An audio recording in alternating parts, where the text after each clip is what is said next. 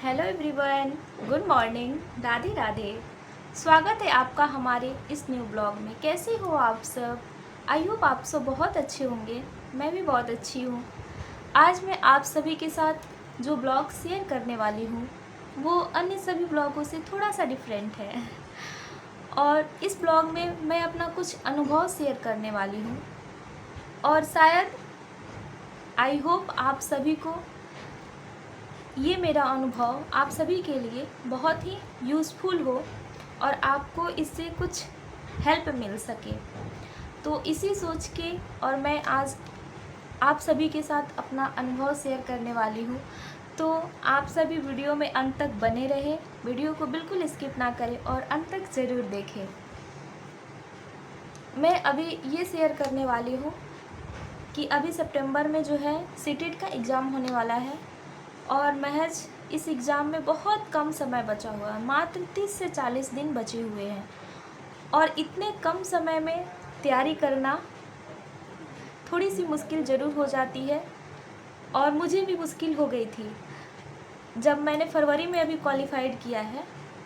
और ये आदमी सोचता है ना, जब थोड़ा दूर रहता है तो एग्ज़ाम तो सोचते हैं अच्छा पढ़ लेंगे, लेकिन जब पास में आता है तो एकदम धक धक होने लगता है कि कैसे निकाले, कहाँ से पढ़े, कहाँ से क्या करें। ये सिचुएशन मेरे साथ भी था।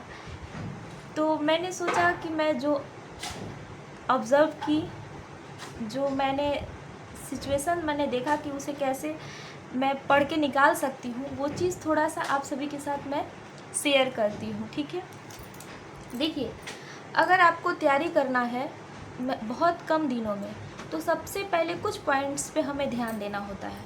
सबसे पहले ये होता है कि हमें बहुत क्या करते हैं, जब कम समय रहता है तो यूट्यूब पे सर्च करते हैं कि कम समय में कैसे तैयारी करें। कभी उस टीचर का वीडियो देखेंगे, कभी उस टीचर का वीडियो देखेंगे ना, उसी में हम अपना सारा समय ख़त्म कर देते हैं। तो ये चीज़ हमें नहीं करना है कि 10 टीचर का वीडियो नहीं देखना है। किसी का पढ़ाने का तरीका अलग होता है, किसी का पढ़ाने का तरीका अलग होता है और दिमाग हमारा खौच-पौच हो जाता है। तो देखना है, यूट्यूब से पढ़ाई करनी है, लेकिन हर किसी का वीडियो देख कर नहीं। जिस टीचर का आपको समझ में आता हो, किसी एक टीचर को चुनिए जिसका पढ़ाने का अंदाज, जिसका लैंग्वेज आपको समझ में आता हो, आपको इंटरेस्ट लगता हो, उस टीचर के को चुनिए और 10 वीडियो नहीं देखिए। 10 वीडियो देखने से बहुत प्रॉब्लम होती है। मैंने तो अब सचिन सर का जो वीडियो है मैंने वहीं देखा था, फिर उन्हीं का महा मैराथन जो होता है, मैराथन, ये सब मैंने उन्हीं से देखा था। किसी भी टीचर्स के इन सचिन सर के अलावा मैं किसी भी टीचर से नहीं पढ़ी थी। तो आपको जो, मैं ऐसा नहीं कर रही हूँ कि आप भी सचिन सर से ही पढ़ो, लेकिन आपको जो भी अच्छा लगे, 17 जगह वीडियो नहीं देखो कि इस टीचर का पढ़े, उस टीचर का पढ़े, किसी एक को चुनो और उनका वीडियो देखो। सबसे पहले हमें ये देखना होता है कि सिलेबस क्या है।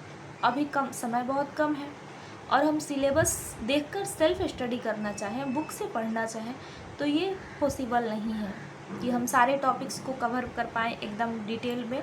तो अभी समय इसके लिए बहुत कम है। तो हमें फर्स्ट में ये करना होगा कि जैसे और टीचर लोग का तो मैं नहीं जानती, पर मैं जो पढ़ी हूँ उनका मैं बता रही हूँ। जो सचिन सर का महा मैराथन होता है, अगर अभी तो वो नहीं पढ़ा रहे हैं, महा मैराथन जब नज़दीक आता है और भी एग्ज़ाम, तब वो महा मैराथन स्टार्ट करते हैं। तो जो पहले का है, जैसे फरवरी का है, अगर हम उसे स्टार्ट करते हैं देखना और ख़ुद से पढ़ना, तो उसमें वो इतनी अच्छा से सारे टॉपिक्स को पहले बताते हैं, फिर उससे मतलब संबंधित जो क्वेश्चन होते हैं वो हल करवाते हैं। इससे ये होता है कि टॉपिक भी हमें समझ में आ गया कि इसमें पढ़ना क्या है, और क्वेश्चन करते हैं तो हमारा भी समझ हो जाता है कि कौन से क्वेश्चन में कैसे क्या करना है। तो सभी सब्जेक्ट का महा मैराथन अगर आप अभी से स्टार्ट कर दीजिएगा, पहले वाला, तो ये आपके लिए बहुत हेल्पफुल रहेगा। सारे किताब कॉपी कुछ भी नहीं देखना है, बस आपको उस महा मैराथन को समझना है, उसके सारे टॉपिक्स समझने हैं और उसी का क्वेश्चन करना है। इससे हमको लगता है आपको बहुत हेल्प होगा, बहुत, क्योंकि समय अभी बहुत कम है और उसमें सारे टॉपिक्स कवर किए जाते हैं महा मैराथन में। तो ये बहुत अच्छा है। अब दूसरा ये है कि हमें ये देखना होता है, कुछ निगेटिव वर्ड्स होते हैं सबसे पहले क्वेश्चन को हम एक नज़र में देखकर ये समझ लें कि ये क्या है। अब ये निगेटिव पूछ रहा है या पॉजिटिव पूछ रहा है। अगर वो निगेटिव पूछ रहा है तो हम निगेटिव वर्ड को तुरंत ढूंढ लेंगे। जैसे बहुत सारे निगेटिव वर्ड होते हैं, जैसे केवल, अगर केवल कहीं भी रहे तो वो निगेटिव वर्ड है और निगेटिव पूछ रहा है। जैसे रटना, सीटेड में आपको रटना कुछ नहीं होता है, बस समझना, ये सक्रिय शब्द है, समझना। तो ऐसे बहुत सारे टैग वर्ड्स हैं जो आपको सभी टीचर्स बताते हैं, तो इस पे आपको ध्यान देना है, जिससे ये बहुत जल्दी बन जाता है। मतलब क्वेश्चन उतना पढ़ेंगे समझेंगे तो, क्योंकि टाइम भी कम रहता है इसलिए। और अगला है, तीसरा टॉपिक आपका ये है कि आप महामैराथन करने के साथ साथ आप प्रीवियस ईयर्स का क्वेश्चन जो है वो बनाइए, इससे आपको बहुत हेल्प होगा। और समय मैनेज करने का आप सीख सकते हैं उससे, प्रीवियस ईयर्स का। आप मॉक टेस्ट लगाइए, ये बहुत ज़रूरी है ये सब करना, क्योंकि समय मैनेज करना भी बहुत बड़ी बात होती है। और बहुत ऐसे बच्चे हैं जो समय मैनेज नहीं कर पाते हैं, इसके चलते उनका रिजल्ट नहीं हो पाता है, तो इस पे भी हमें ध्यान देना होता है। और अगला है कि बहुत सारे बच्चे, मैंने ये भी देखा है, जब मैंने एग्ज़ाम देने गई थी वहाँ, उसके बाद बहुत सारे बच्चों का ये था कि मुझे ये चीज़ समझ में नहीं आया। जैसे देखिए, आपको क्वेश्चन आता है, जैसे अगर हम किसी गेस्ट पेपर से या किसी प्रैक्टिस सेट से तैयारी कर रहे हैं, तो हम अपनी सब्जेक्ट का प्रैक्टिस टेस्ट खरीदते हैं जो हमारा सब्जेक्ट होगा। अगर जैसे हम सोशल साइंस के स्टूडेंट हैं तो सोशल साइंस खरीदेंगे, साइंस नहीं खरीदते हैं, तो हम उसमें लगाते रहते हैं। तो हमको वो अंदाज होता है कि 1 से 30 तक CDP आएगा और 31 के बाद सोशल साइंस आएगा, तो हमको वो बना लेना है। लेकिन जब आप एग्ज़ाम देने जाइएगा तो उसमें सारे बच्चों के सब्जेक्ट होते हैं। जैसे मैथ वाले हैं, उनका मैथ भी होता है, साइंस वाले का साइंस होता है, सोशल साइंस वाले का साइंस होता है, हिंदी वाले का हिंदी होता है, उर्दू, सारे सब्जेक्ट रहते हैं। तो हमको ये नहीं देखना है कि जैसे 30 CDP ख़त्म हुआ, CDP तो सबका होता है, CDP ख़त्म हुआ, उसके बाद अगर मेरा सोशल साइंस है और साइंस का क्वेश्चन 31 में दिया है तो हमें उसे बना लेना है। नहीं, पहले हमें ऊपर सब्जेक्ट पढ़ना है कि ये साइंस है या सोशल साइंस है, और तब हमें अपने सब्जेक्ट के अनुसार बनाना है। ये गलती कभी नहीं करनी है कि दूसरा सब्जेक्ट बनाकर चले आना है। अगला है, जैसे अगर किसी का रहता है ना कि आप पेपर 2 में कि हिंदी लैंग्वेज 2 चुनना होता है, हिंदी और इंग्लिश, ठीक है।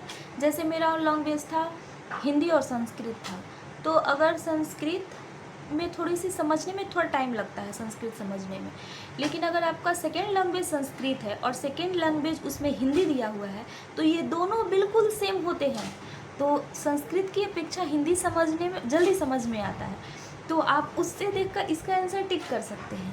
उसी तरह अगर इंग्लिश है, अगर इंग्लिश किसी का है सेकेंड में या फर्स्ट में और फर्स्ट हिंदी दिया हुआ है, तो आप उससे भी इसको बना सकते हैं।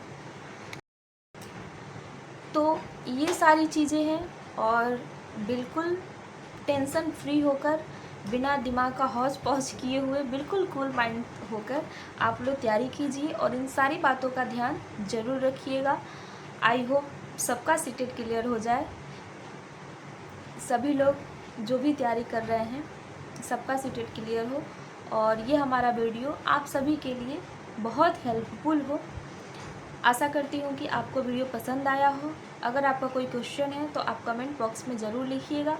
वीडियो अच्छी लगे तो वीडियो लाइक ज़रूर कीजिएगा। चैनल पे नए हैं तो चैनल को सब्सक्राइब ज़रूर कीजिएगा। बस मिलते हैं नेक्स्ट ब्लॉग में। Bye bye, love you all, thanks for watching this video.